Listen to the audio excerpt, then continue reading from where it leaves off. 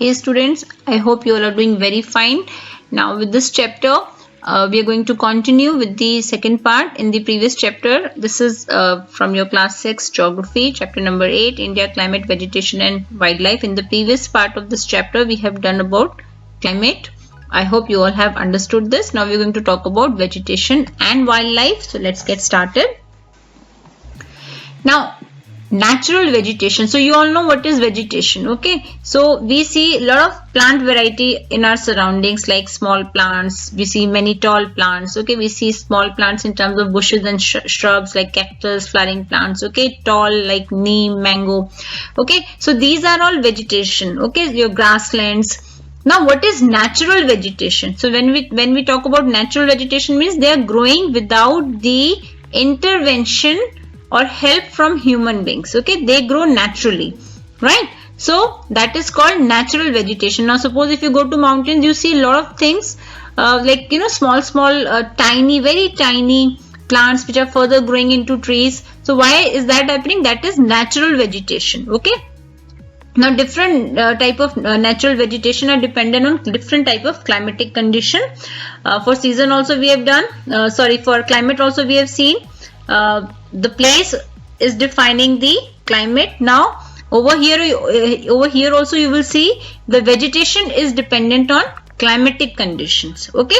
Now we have seen how climate is impacted by different conditions. Now we will see how natural vegetation is dependent on different climatic condition, which is bringing the amount of rainfall in that particular area, okay? Now due to varied climatic conditions, because we have learned in our country, in different parts of our country, there are different climatic conditions. So the rainfall is varied, so temperature is varied, so obviously the type of soil and the quality of soil will also vary because of the climate conditions, okay? Now we have in our country we have a huge wide range of natural vegetation, and we are going to do that one by one. So vegetation of India can be divided into 5 types, which is tropical evergreen forest, tropical deciduous forest, thorny bushes, mountain vegetation or mangrove forest, okay? So we are going to do it one by one. Starting with tropical rainforest. So tropical means, what do you mean by tropical? This we have done in previous chapter also. See, tropicals means which is heated up area. So that lies between your Tropic of Cancer to your Tropic of Capricorn. So this region is your tropical area, okay? Now this area is heat up. It has high temperature and high rainfall. So this area is receiving heavy rainfall because high temperature leads to more evaporation. More evaporation means more cloud formation, okay? So these forests are so dense that sunlight doesn't reach the ground, okay? In this tropical rainforest, right? And species of these forests, the trees of these forests, they shed their lives at different types of the year. Suppose now there are, say, 5 types of tree, A, B, C, D, E, right? Or you can say ebony, mahogany, rosewood or rubber, okay? So I'll just take an example. There are 5 types of tree, A, B, C, D, E. I'll just make it a little easier. Just give me 1 second.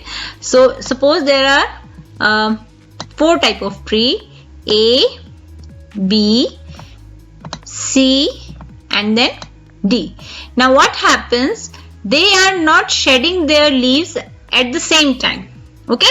That is why they will always be, you know, they will always be covered, because if A and B are shedding their leaves, then C and D are not shedding. And when they are not shedding, when they are not shedding, they have the leaves, okay? So that is why there is absolutely dense, okay, the presence of leaves of the trees is always there. So that makes these forests so dense all the time throughout the year, okay? And that is why they are also termed as evergreen forest, okay? So at any given point we don't see the entire forest without the leaves, okay? That makes them dense. Another name for tropical rainforest is your evergreen forest, okay? And where in India do we find them? We find them in Andaman and Nicobar. We find them in Western Ghats, okay, the coastline of peninsular India and the Greater Assam region in the northeast, okay? and in some part of Odisha. So there we find them. I think it's very simple to understand. Now we come to the second part of the vegetation, which is tropical deciduous forest. Now they are less dense comparing to the evergreen forest, tropical forest. They shed their leaf in a particular time of the year. Okay, so they have their time. Important trees for these forests are sal, teal, peepal, neem and shisham. Now another name for deciduous forest is your monsoon forest, and they are spread over the region. Now which region in India they are found? In this one, Madhya Pradesh, Uttar Pradesh, Chhattisgarh, Odisha and some parts of Maharashtra. Okay, so they shed their leaves for about 6 to 8 weeks in dry summer, and they are most widespread forest in our country. Okay, so I think and on the basis of the availability of water, they are further classified into two parts, most deciduous and dry deciduous forest. I think this is clear, and because of this presence of water only, that defines it into the two. Okay. Now coming to the next type of vegetation, which is thorny bushes. So three characteristics of thorny bushes are, obviously if it is thorny, the immediate thing you see or connect is the dry area. So they are found in dry areas of the country. The trees of thorny bushes have long roots which penetrate deep into the soil because of the search of water, because they are found in dry areas. Okay, leaves are thick and small to minimize evaporation, loss of water.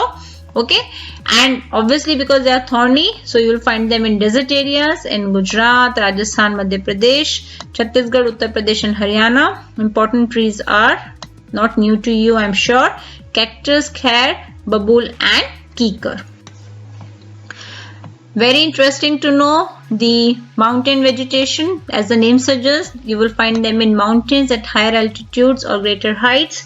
This kind of vegetation differ according to the variation and increase in altitude. Again, if this is your mountains, okay, so as you go up, the type of vegetation will also change. Okay, and what you find here, you will not find the same type of vegetation here. Okay, so as you move up, you will find that trees at the higher altitude, they are like, you know, conical in shape like this. Okay, so they form a cone. If you see, you must have seen an ice cream cone, so it is like a cone shape, right? So why, how does it help? So whenever they have snowfall, it sheds out. Okay, it will be shedding out. It cannot stay here. That allows it, because it will be dropped out. It will slide down. Okay, the houses, the roof of the houses in the mountains area is also like this, slopey. Okay, and it helps the snow to slide down so that it doesn't stay there. Okay, so they form the most coniferous forest. Some of the main species of the trees are not new to you, I'm sure, cheer, devdar and pine. Very interesting again, mangrove forest. They are found in coastal area, and because they are near the sea, very beautifully, like you'll be surprised to see that these trees can survive in saline water. Saline means salty. Okay, surprising, saline water forest. Okay, salty water. So where are they found? In Sundarbans in West Bengal. Now you see them. Do you see? They are partially submerged. Okay, in water. They have their roots outside also, if you see here, and they have roots under the water also. So this is how they are. Okay. Now, Sundarbans is a mangrove area, and the most common species is their Sundari. Okay, or like you generally find with these two spellings in Sundarbans. That is, it gets its name from this particular tree only. Okay, and you find them in plentiful in this area. Now, Sundarban, it forms a delta, which is the confluence of the two rivers Ganges, Ganga or Brahmaputra in the Bay of Bengal. Now, why are the forests necessary? Forests are useful to us and perform various functions. You know, they give us oxygen. They are the source of rainfall to us. Okay, they are the home to different plants and animal species. They control soil erosion. Okay, they provide us timber for furniture, for fuel, for fodder, then they are the huge reservoir for us for medicinal plants and herbs different herbs. We get honey, gum, lac, everything from the forest. Okay, so they are very important to us, and they are the natural habitat of wildlife because they are the home for different birds and different species of animals. But human activities and interference had been destroying it to a larger extent because of the reckless cutting of trees. Now, because we had been cutting recklessly the trees, so it leads to pollution, which further in turn is leading to the change in climate or the temperature. Now, what should be done to prevent the forest? Obviously, what should be done?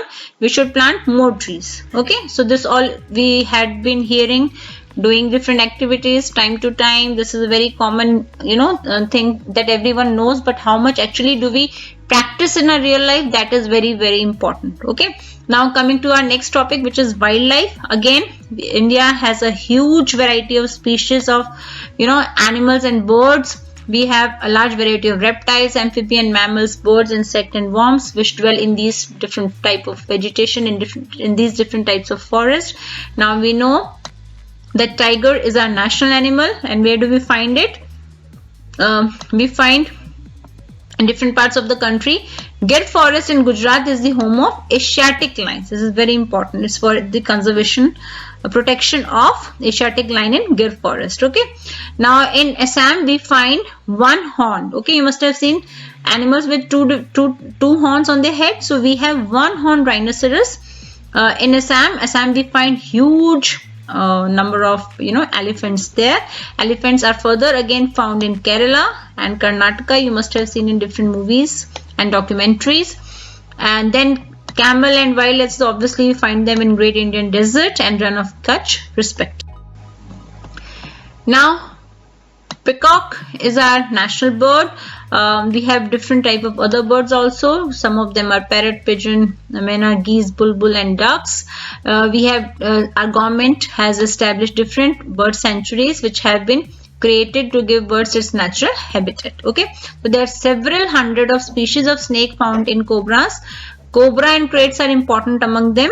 Okay, for every species we have further subspecies of it. Okay, so again the cutting of forest has impacted our life because that we are suffering in terms of the variation and variation in temperatures and the climatic changes. Further, the wildlife of India is also declining because if we are cutting down the forest, we are cutting down their homes. So where are they going to live? So because of the forest that we are cutting, the wildlife of India is also declining rapidly. It is also impacted.